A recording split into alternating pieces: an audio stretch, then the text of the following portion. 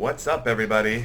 Welcome back to That BS Guide. BS stands for Bariatric Surgery, and you've tuned in to my journey series documenting the chronicles of my weight loss. And it's been a fun journey so far. I'm sure that I've got some things to talk about in terms of, eating and other stuff, but let's get to the stats. So first things first, I had my surgery on April 6th, 2019 at Mi Doctor Hospital in Tijuana, Mexico through a service called Mexico Bariatric Center. And it was a great experience. But I will say that my diet kind of started a little bit before that because they put you on a pre-operation diet. So at my highest weight pre-operation, I was 378 pounds. At the time of operation, due to that pre-operation weight, I weighed 363 pounds. Okay? As of today, as of this morning, I weigh 200, not there yet, not even close yet. 272 pounds. So I'm around 106 pounds down. Not too shabby for, starting basically in mid-March until now.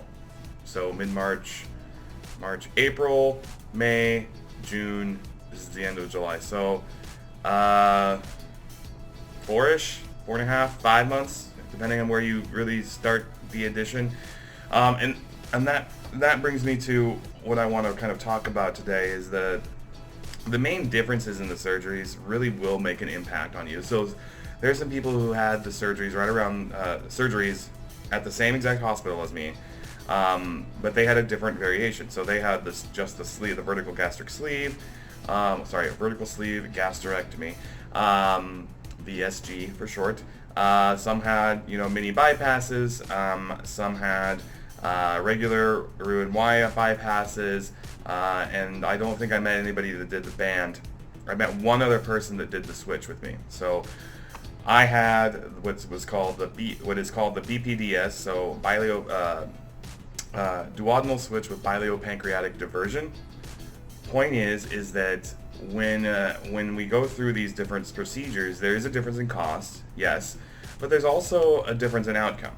And one of the reasons why I chose the surgery that I chose was that, well, first of all, not a lot of places in the United States do it.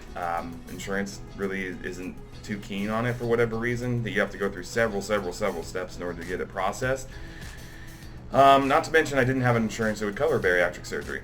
So I decided to do it a different route, do the medical tourism route. Worked out just fine.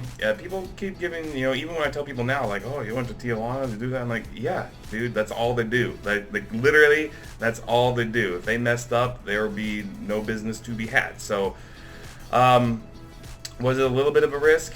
Yeah, I mean, any surgery in general is a risk, and then mine is obviously the most invasive. And if you haven't watched what is the duodenal switch or duodenal switch video that I have, please look that up.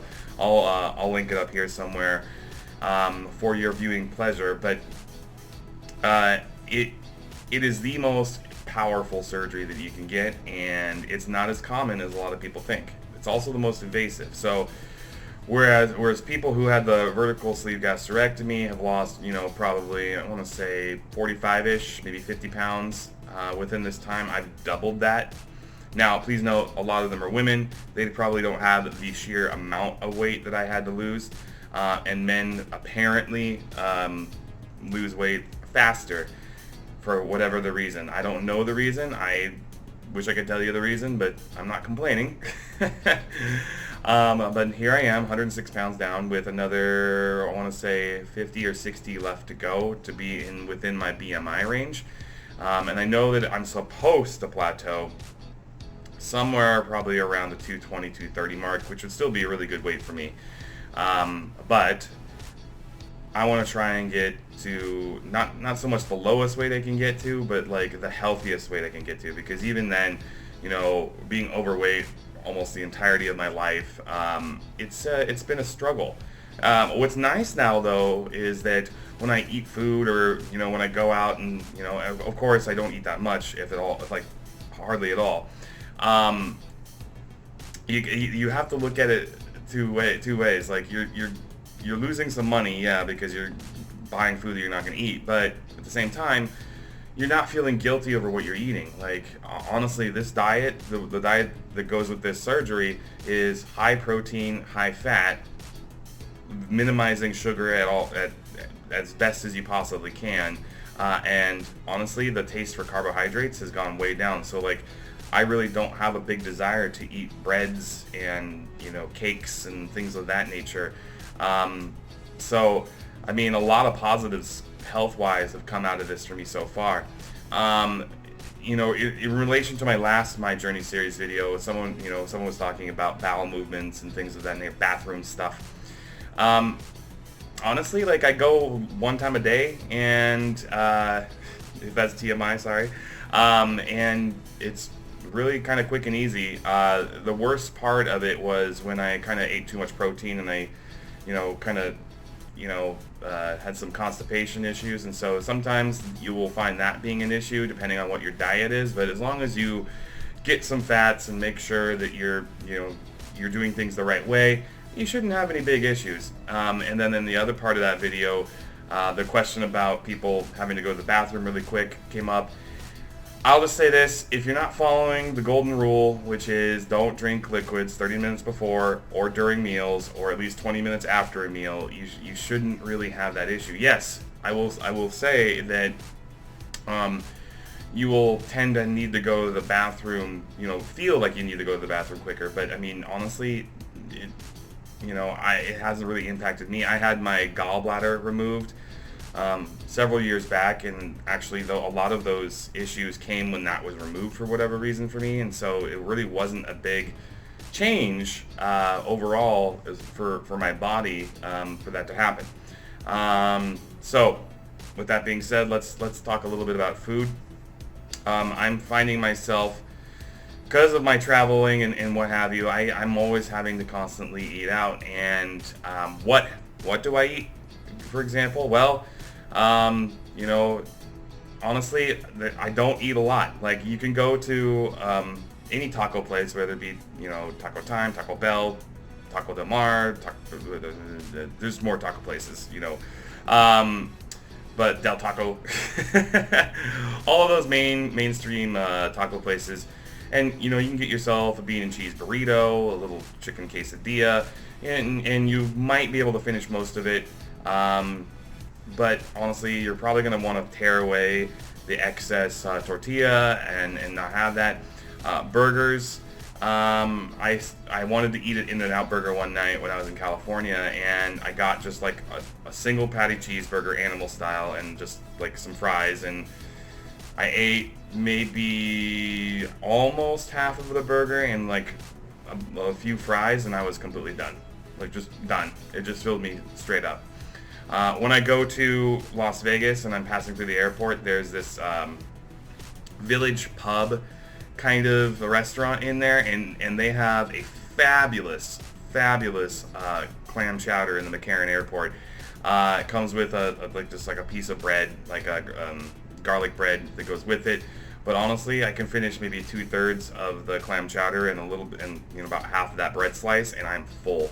I look forward to that every single time I'm there, because it is such a rich, really good tasting clam chowder. And you got to enjoy yourself too. Like, you don't get to eat a lot, and nor do you get to eat that often sometimes. Like, I've been keeping myself on it with these Premier Proteins, making sure that I at least have 2 or 3 a day. Yes, it can get expensive. I've been ordering cases via Amazon. They're about, I want to say $21 to $30 a case, depending on the availability and flavor. I'm sure there's cheaper ones out there that you can get, but I'm doing the highest protein, so that 30 grams, that means I'm getting at least 60 grams of protein, along with the bariatric vitamins that I'm taking daily. I think it's extremely important that you find your rhythm. Okay. Now, one thing I will say is, well, some of these diet plans post-bariatric surgery will tell you to start weighing your food down to the ounces and stuff.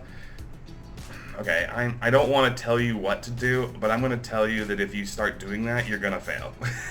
I have met no one who's been successful at actually weighed their food. You have to eyeball it, okay? Because you're not going to pull out a little digital scale while you're at an Applebee's and be like, 6 ounces of protein, let's do it again. You know, it's not going to happen that way. You have to eyeball it, and you have to start to listen to what your body is telling you. It's not like before where you're like, oh, I'm full, but I still want to finish my plate. It's like, no, when you start to feel that full feeling, freaking stop. Like, you're done. Like, you don't want to stretch out your stomach. You don't want to push things through. It's just a bad idea all around. So keep yourself on track, and you will have a good experience. Only when you don't do that is when you're going to have that negative experience with everything. It's extremely important that that your rhythm is in a healthy mode. So like if you're going to do something unhealthy, like for example, here's my unhealthy vice. I've incorporated drinking back into my lifestyle. Okay, so there's a vice. That's something that most people would say, don't do that. That's really bad. And by the way, FYI, if you are going to be drinking after after having bariatric surgery, prepare yourself for some crazy hangovers, because let me tell you, a little bit goes a long way. And I never used to really get big headaches when I would drink, but now it takes me about half a day to get rid of some of these headaches. And I didn't even drink that much. Maybe 2 or 3 drinks, and it's good to go. And so just be mindful of that. With that being said, you fall within your diet parameters even with those vices. So like for example, when I drink, I'm not doing anything with carbonation. So no carbonated anything, no beer, no ciders, no tonic water or seltzer waters, soda waters, those kind of things. Those are all gone. Like, can't do them. Just can't do them. Obviously sodas, in general are out of there as well. But what I have been doing is finding, fresh juices or naturally flavored things and a lighter alcohol. So like vodka has been my go-to, and yes, it does have some sugar in it, but honestly, since I don't have really sugar almost the rest of the day at all, like I don't even take coffee with sugar, a little bit is probably not going to kill you. I mean, I'm still losing weight, and until I stop losing weight, I'm going to keep going on my trends here. But, so right now, the drink of choice I've shifted from a vodka with water and a couple limes. I'll sometimes throw that back in the rotation, but then I've also done, a vodka, mostly water, and like 2 or 3 spritzes of cranberry juice. And it dilutes out the juice, and it's not as sugary. And that it tastes very cranberry to me. Like cranberry, the taste was very overwhelming for me in the past, so it actually tastes okay. Probably the biggest thing about that is like if you're a guy and you have you're not as open with your color schemes as others. You have to kind of explain why you're drinking a pink drink to some people, but it doesn't really matter. It gets the job done, and you have to live with what you have to live with, and you just kind of explain stuff. Hey, I can't have carbonated drinks, can't have beer. Like I'm gonna have what I'm gonna have. I know some people do drink whiskey. Some people do that, but I will tell you, as someone who's tried to take shots before, it doesn't work. Shots will make you feel like you're going to throw up, so try and stay away from that. Just stick to your mixed drinks. Drink slowly. Have a glass of water in between your drinks. Try and minimize that hangover, and try not to let yourself get that drunk. But the good news is that my bar tabs have gone from, I want to say $50, $60 when I was at my largest down to like $22. That includes some food that I bought at the beginning of last night, for example. So just be mindful that you can still live your life even in a not preferred way according to dietitians, but you can still live a good little social life even after bariatric surgery. So take it from me, it's an adjustment. Okay. The last thing I'll say today is that I'm looking at my life right now in a very optimistic fashion. I mean, like relationship options are there when they weren't there before. my job is, you know, treating me with more respect. I'm not sure if it's just due to if I'm smaller or just because I have more confidence. I think both of those play into the confidence game here. And then lastly, like, I'm feeling better. Like, my energy level is up. Like, with someone, you know, pre-operation said, hey, you know, let's go out and go for a hike. I'm like, yeah, about that. Like, I don't want to. But now I'm like, you know what? That doesn't actually sound like it's too terrible of an idea. So I'm right at that cusp of, you know, trying to wean myself to not have to use a CPAP. I think that the 255 mark is when that happens for me, because that's when it happened before.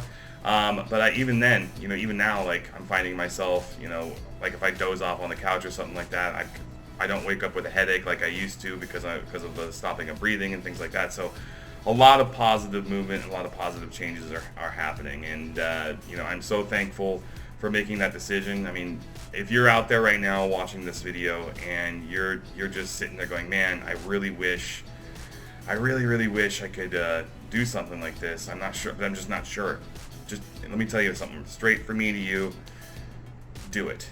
Do not hesitate. I could have done this in my 20s and had about 6 or 7 more years of my life that I really truly would enjoy.